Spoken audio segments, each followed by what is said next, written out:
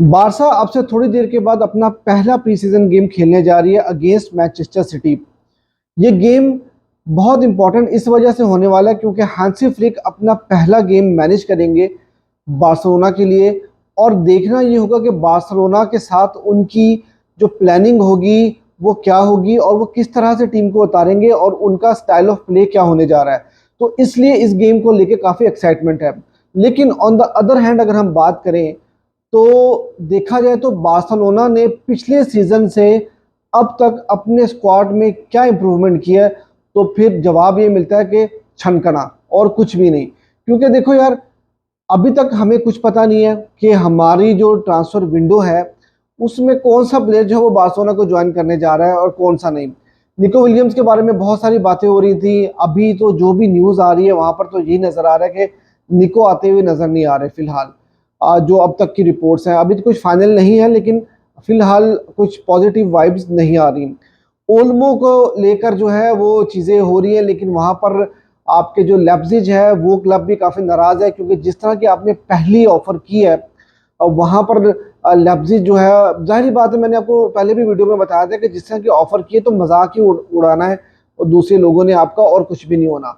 तो इस इन सारी सिचुएशन का कोई तो जिम्मेदार होगा और इस सारी कहानी के पीछे आखिर है कौन। आज एक स्टेटमेंट जारी होती है बार्सिलोना की तरफ से और वहां पर कहा जाता है कि भाई डेको जो है हमारे, उनके ऊपर बार्सिलोना को पूरा ट्रस्ट है। भाई ये कैसा ट्रस्ट है कि जब से डेको आए हैं बार्सिलोना का डिक्लाइन जो है वो स्टार्ट हो चुका है। आपको अगर याद हो कि पिछली जो विंटर विंडो थी वहां पर हमने विक्टर रूके को साइन किया। विक्टर रूके को हमने कोई 40 मिलियन में साइन किया। साइन कर उस वक्त साइन किया जब चावी को उनकी जरूरत नहीं थी, चावी डीएम मांग रहे थे, लेकिन हमने विक्टर रूके को साइन किया।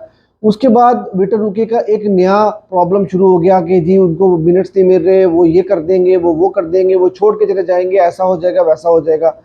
और अब जब मैनेजमेंट चेंज हुई है, नए मैनेजर आए हैं, तो वहां पर भी विक्टर रूके की वही हालत है और बार्सिलोना उनको अपने साथ नहीं रखना चाह रही। लेकिन विक्टर रूके भी बजिद है कि भाई मैंने बारसा में ही रुकना है और अपने आप को प्रूव करना है। तो डेको की एक तो विटरूकी की गलती है, उसके अलावा निको विलियम्स का केस है, ओल्मो का केस है, और जो इस वक्त ट्रांसफर मार्केट के हालात चल रहे हैं बार्सिलोना के, तो वहां पर बार्सिलोना ने तो कोई डायरेक्शन अभी तक पकड़ी ही नहीं। तो डेको के ऊपर अगर बार्सिलोना का बोर्ड और बार्सिलोना के कर्ता धर्ता उन पे अगर ट्रस्ट कर रहे हैं तो भाई ये हम बार्सिलोना फैंस के लिए बहुत ही बुरी खबर है। क्योंकि अभी तक डेको ने भाई कुछ भी नहीं किया और हम लोगों को जो है ना वो एक ट्रक की बत्ती के पीछे लगाया हुआ है और हम उसके पीछे भागी चले जा रहे हैं और हमें कुछ पता नहीं कि भाई हमारे साथ होने क्या जा रही है। अब अगर मैं निको विलियम के केस की बात करूं तो देखो, निको विलियम का केस काफी कॉम्प्लिकेटेड हो गया और उसके पीछे रीजंस क्या है वो भी मैं आपको बता देता हूँ। देखो, निको विलियम्स बेसिकली यूरोस के बाद जो है वो काफी ज्यादा ये कहा जा रहा था कि यूरो खत्म होगा और साथ ही निको विलियम का ट्रांसफर कंप्लीट हो जाएगा। उसकी रीजन ये थी कि बारसा ने सारी वर्किंग अपनी करके रखी तो हुई थी और बारसा ने जो निको विलियम के एजेंट हैं उनके साथ पर्सनल टर्म्स भी एग्री कर लिए। बारसा ने 58 मिलियन यूरो भी तैयार करके रख लिया। लेकिन फिर बाद में हुआ कि एक इमोशनल अत्याचार होना शुरू हुआ बार्सिलोना के साथ और उसकी वजह से अभी तक ये केस लटका हुआ है। बिलबाओ आती है बीच में क्योंकि निको विलियम की फैमिली का बिलबाओ में रहती है और बिलबाओ और निको विलियम की फैमिली के काफ़ी अच्छे ताल्लुकात हैं। आपको पता है इनाकी विलियम्स, उनके भाई भी वहाँ पर खेलते हैं। तो बिलबाओ ने प्रेशराइज करना शुरू कर दिया निको की फैमिली को और कहा कि देखो यार, अगले सीजन में हम यूरोपा लीग भी खेलेंगे और यूरोपा का फाइनल भी बिलबाओ में होगा, तो हमें निको विलियम की बहुत ज़्यादा ज़रूरत है और हम अगर यूरोपा का फाइनल अपने ही स्टेडियम के अंदर खेल के जीत जाएं तो फिर निको विलियम्स को एक बहुत ही अच्छा सा फेयरवेल भी मिल जाएगा। तो ये सारी इमोशनल कहानी चलती रही, उनके भाई भी उनको कन्विंस कर रहे हैं, उनकी फैमिली भी उनको कन्विंस कर रही है और बिलबाओ भी प्रेशराइज कर रही है कि भाई आप एक सीजन और यहाँ पर रुक जाओ। लेकिन दूसरी तरफ अब कहानी ये हुई है कि जो लापोर्ता है और बार्सिलोना है, उन्होंने ये साफ बात कर दी है कि भाई अगर अभी नहीं तो फिर कभी नहीं, और अगर आप अभी नहीं आओगे तो हम आपको फिर साइन नहीं करेंगे। मेरे ख्याल से ये वाला जो स्टेप बार्सिलोना ने आखिर में लिया है ये बहुत पहले ले लेना चाहिए था और इनाकी विलियम को इतनी लग्जरी, इतना टाइम देने ही नहीं चाहिए था कि वो इतना सोच सके। फिर अब देखना ये होगा कि इनाकी विलियम्स निको विलियम्स जो है वो अब क्या सोचते हैं, क्या वो वाकई में अपनी फैमिली के प्रेशर को जो है वो उसको सस्टेन कर पाएंगे कि नहीं, क्या वो अपनी फैमिली के जो इमोशनल अत्याचार है उसमें ब्लैकमेल होके 1 साल और रुकेंगे और वहां पर फिर निको विलियम की सैलरी भी हाई हो जाएगी, कॉन्ट्रैक्ट रिन्यू हो जाएगा और 100 मिलियन का रिलीज क्लॉज बारसा को अगले सीजन में पे करना पड़ेगा, जो कि शायद बारसा नहीं करेगी।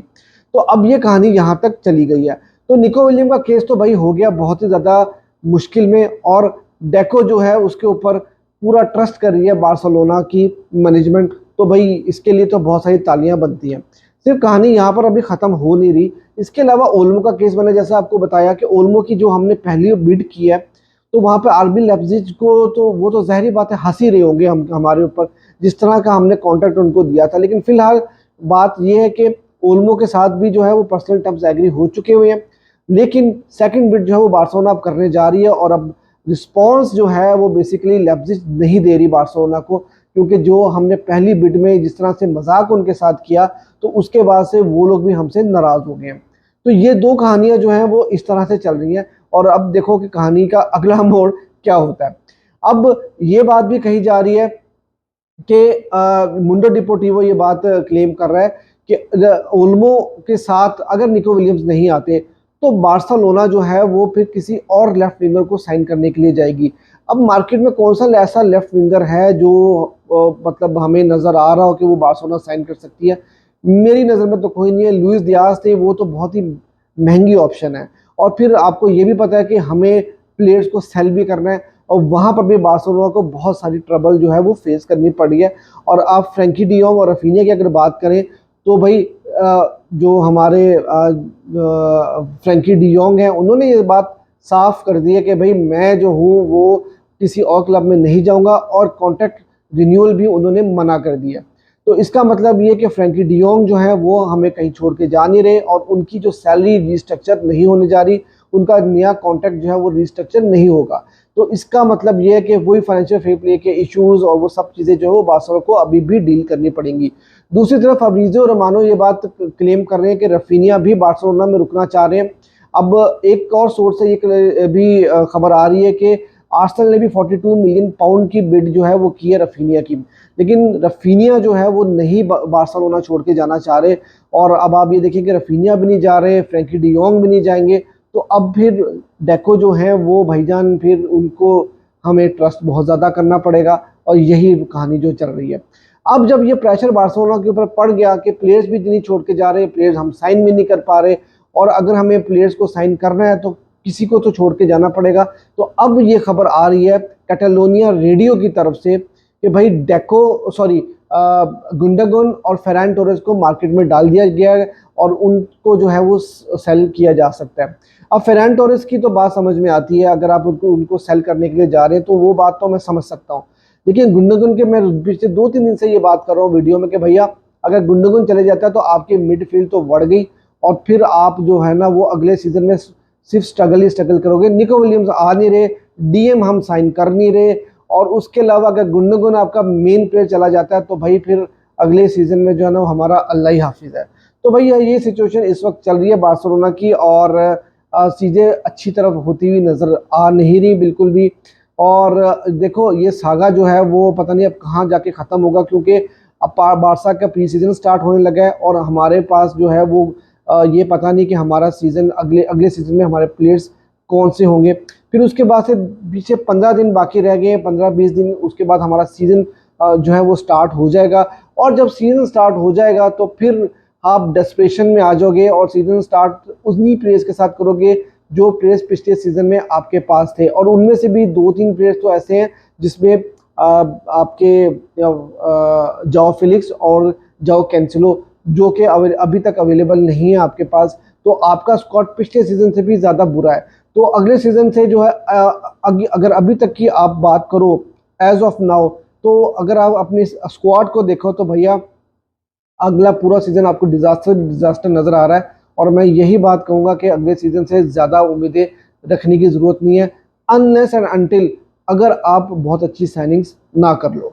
तो ये भाई वीडियो थी आपके लिए सारी अपडेट्स के साथ, और आप भी मुझे कमेंट सेक्शन में ज़रूर बताओ कि आपका क्या ओपिनियन है। और अगर आपको वीडियो अच्छी लगी तो यार वीडियो को लाइक भी करना और चैनल को सब्सक्राइब भी करना।